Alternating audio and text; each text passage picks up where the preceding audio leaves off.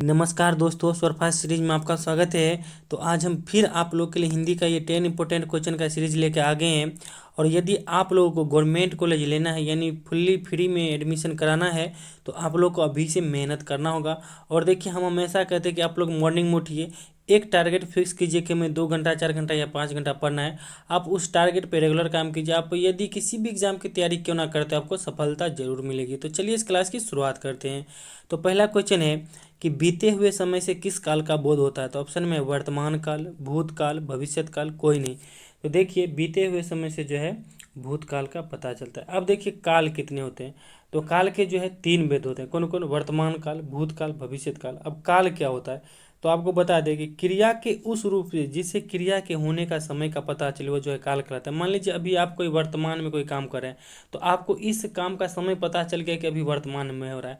या आप कोई काम 2 साल पीछे किए, ठीक है, तो आपको याद है कि नहीं वो काम जो है 2 साल पीछे हुए, तो वो जो हो गया आपको भूतकाल हो गया। या फिर मान लीजिए कोई काम आप 2025 में करेंगे तो वो भविष्यत में होने वाला काम है।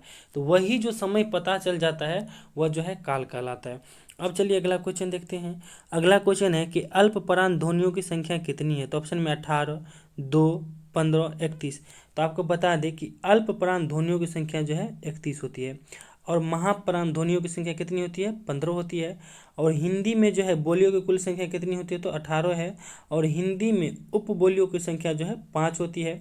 आपको बता देते हैं कि महाकाव्य की संख्या कितनी है? 2। कौन कौन? महाभारत और रामायण है, ठीक है। महाभारत के रचयिता कौन है? वेद व्यास है। और रामायण के रचयिता महर्षि वाल्मीकि है। अब अगला क्वेश्चन देखते हैं। अगला क्वेश्चन है कि रामचरितमानस के रचनाकार कौन है। तो ऑप्शन में कालिदास, तुलसीदास, वाल्मीकि, प्रेमचंद। तो रामचरितमानस के रचनाकार जो है तुलसीदास है। अब देखिए कालिदास रचित कुछ पुस्तकें देख लेते हैं। जैसे हो गया अभिज्ञान शाकुंतलम, ऋतुसंहार, मेघदूतम हो गया, ये कालिदास की रचनाएं हैं। अब जैसा कि आपको बताया कि रामायण के रचयिता कौन है? महर्षि वाल्मीकि है। और प्रेमचंद की भी कुछ रचनाएं देखते हैं। जैसे इनका हो गया रंगभूमि हो गया, गोदान हो गया, निर्मला हो गया, ये सब जो है प्रेमचंद की रचनाएं हैं। और देखिए आप लोगों को यह क्लास अच्छा लगता है तो प्लीज़ हमें सपोर्ट कीजिए। और आप लोग जितना देखते हैं, क्योंकि देखिए अभी बिहार बीएड 2022 के बच्चे नहीं हैं और अभी फॉर्म भी नहीं आया है। और देखिए फॉर्म आएगा आपको फरवरी के लास्ट तक आएगा, ठीक है। और जो जागरूक बच्चे हैं, जो फ्री में जिनको नामांकन लेना है, वो अभी से मेहनत कर रहे हैं। तो आप लोग जितना लोग देख रहे हैं प्लीज़ वीडियो को लाइक कीजिए और हमें सपोर्ट कीजिए। तो चलिए इस सीरीज का अगला क्वेश्चन देखते हैं। अगला क्वेश्चन है कि उगल देना मुहावरे का अर्थ क्या है। तो ऑप्शन में सच बोलना, क्रोध करना, मारना, बहरा। तो देखिए उगल देना मुहावरे का अर्थ क्या होता है? सच बोलना होता है, ठीक है। और आप लोग कमेंट करके बताइएगा कि बहरा जो है किसके मुहावरे का अर्थ होता है। अब अगला क्वेश्चन है कि निम्न में कौन पुरुषवाचक सर्वनाम है। तो ऑप्शन में कुछ, कौन, मैं, स्वयं। तो देखिए इसमें जो है पुरुषवाचक सर्वनाम कौन है? तो मैं है। इसका सही उत्तर हो जाएगा मैं। अब आपको बता देते हैं कि सर्वनाम के कितने भेद हैं। तो देखिए सर्वनाम के जो मुख्यतः 6 भेद होते हैं। कौन कौन? पुरुषवाचक सर्वनाम, निश्चयवाचक सर्वनाम, अनिश्चयवाचक सर्वनाम, संबंधवाचक सर्वनाम, प्रश्नवाचक सर्वनाम और निजवाचक सर्वनाम।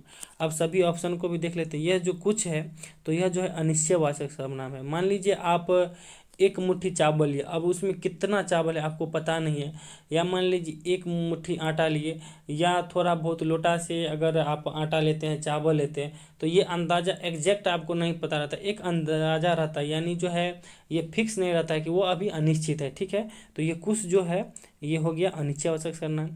और कौन जो है यह प्रश्नवाचक। अगर हम किसी को प्रश्न पूछते हैं कि वह कौन है, यह क्या है, तो यह जो हो गया क्या हो गया, कौन हो गया, यह क्या है? प्रश्नवाचक सर्वनाम है। और स्वयं जो है निजवाचक सर्वनाम, यानी जो है स्वयं जो है खुद को बोध कराता है, तो इसीलिए यह निजवाचक सर्वनाम का उदाहरण है। अब चलिए अगला क्वेश्चन देखते हैं। अगला क्वेश्चन है कि नदी में कौन सी संज्ञा का बोध कराता है। यानी क्वेश्चन कह रहा है कि नदी कौन सी संज्ञा का बोध कराता है। तो ऑप्शन में व्यक्तिवाचक, जातिवाचक, समूहवाचक, नन। तो देखिए नदी जो है आपको जातिवाचक संज्ञा का बोध कराता है। अगर इसी जगह रहता कोई सोन नदी, गंगा नदी, तब व्यक्तिवाचक संज्ञा हो जाता, मगर नदी जो है एक जाति है। अब आपको बताते हैं कि संज्ञा के कितने भेद हैं। तो संज्ञा के कुल 5 भेद हैं। कौन कौन? जातिवाचक संज्ञा, व्यक्तिवाचक संज्ञा, समूहवाचक संज्ञा, द्रव्यवाचक संज्ञा और भाववाचक संज्ञा। अब जितने भी ऑप्शन में उसको भी देख लेते हैं। अब देखिए जैसे व्यक्तिवाचक संज्ञा हो गया। व्यक्तिवाचक संज्ञा जैसे मान लीजिए कोई नदी का नाम ले लीजिए, गंगा नदी, ये व्यक्तिवाचक संज्ञा हो गया। अब मान लीजिए कोई पहाड़ है, तो पहाड़ जो हो गया एक जातिवाचक संज्ञा होगा। आप एक किसी प्रॉपर पहाड़ को, जैसे मान लीजिए सतपुड़ा की पहाड़ी है, हिमालय पहाड़ है, आप यह जो है क्या है, एक आपको जातिवाचक, सॉरी ये व्यक्तिवाचक संज्ञा हो गया, ठीक है। ये खुद अपने आप का बोध कराता है। या अरावली पर्वत ले लीजिए, यह भी व्यक्तिवाचक हो गया। मान लीजिए या आपका नाम हो, मेरा नाम हो, पर्सनली कुछ भी, राम मोहन सोहन, यह क्या हो गया, व्यक्तिवाचक संज्ञा हो गया।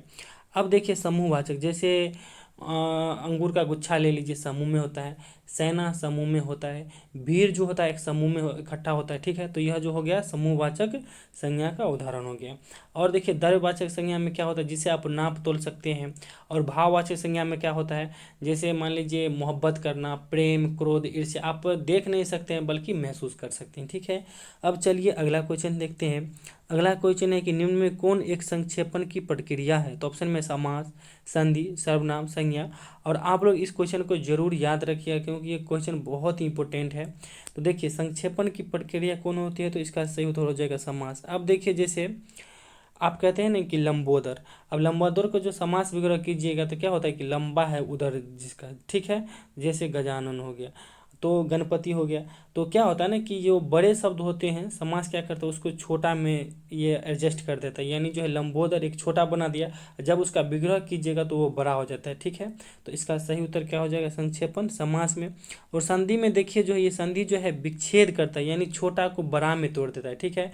जैसे विद्यालय है, जैसे उसको तोड़ते हैं विद्या जोरालय, यानी दो भाग में तोड़ देता है, यानी उसको जो है बांट देता है, बड़ा करता है, ठीक है। और सर्वनाम को आपको बता ही दिए थे कि सर्वनाम के कितने भेद होते हैं, 6, और संज्ञा के कितने भेद होते हैं, 5 होते हैं।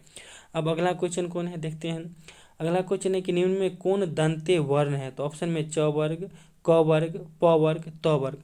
यानी यहाँ च वर्ग कहने का मतलब हो गया कि च में जितना आता है च, छ, ज, झ, यहाँ। क वर्ग मतलब क, ख, ग, घ, ङ। प वर्ग मतलब प, फ, ब, भ, म। ये इसी तरह हो गया, ये प वर्ग हो गया पूरा। तो आपको क्वेश्चन में आया कि निम्न में कौन जो है दंते वर्ण है, तो इसका सही उत्तर हो जाएगा त वर्ग। यानी त वर्ग त, थ, द, ध, न, यह जो है दंते से बोला जाता है, ठीक है। अब सभी को देख लेते हैं ऑप्शन में जितना भी है। अब देखिए चौवर्ग जो है आपको तालव्य से बोला जाता है, कवर्ग जो है आपको कंठे से बोला जाता है, और पवर्ग जो है ओष्ठ से बोला जाता है, ठीक है। अब चलिए अगला क्वेश्चन देखते हैं। अगला क्वेश्चन है कि भाषाई आधार पर बनने वाला पहला राज्य कौन है। तो ऑप्शन में आंध्र प्रदेश, पंजाब, तमिलनाडु, बिहार। तो देखिए भाषाई आधार पर बनने वाला पहला राज्य कौन है, तो आंध्र प्रदेश है, ठीक है। और आप लोग बताइएगा कि भाषाई आधार पर बनने वाला दूसरा राज्य कौन है, इसको कमेंट में जरूर बताइएगा। अब अगला क्वेश्चन है कि भारत में बोले जाने वाली द्वितीय सबसे बड़ी भाषा कौन है। तो ऑप्शन में हिंदी, बंगाली, मैथिली, अंग्रेजी। तो देखिए आपको बताते हैं कि भारत में सबसे बड़ी बोली जाने वाली भाषा कौन है, हिंदी। और यहाँ आपको पूछ रहा है द्वितीय सबसे बड़ी भाषा, तो इसका सही उत्तर हो जाएगा बंगाली, ठीक है। और बिहार में सबसे ज़्यादा बोले जाने वाली भाषा कौन है, तो मैथिली है, ठीक है।